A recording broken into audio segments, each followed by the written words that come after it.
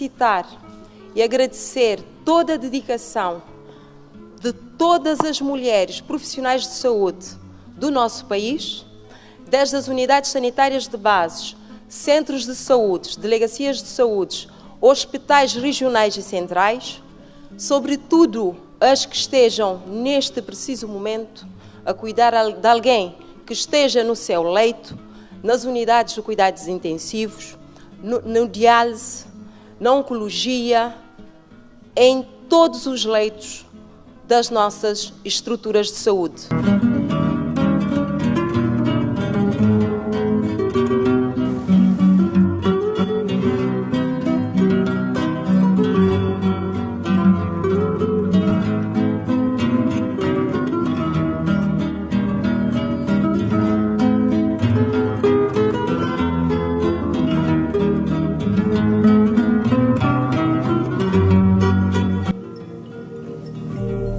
Situado no coração da cidade da Praia, o Hospital Universitário Dr. Agostinho Neto é a maior unidade hospitalar do país e cobre cerca de 85% da população.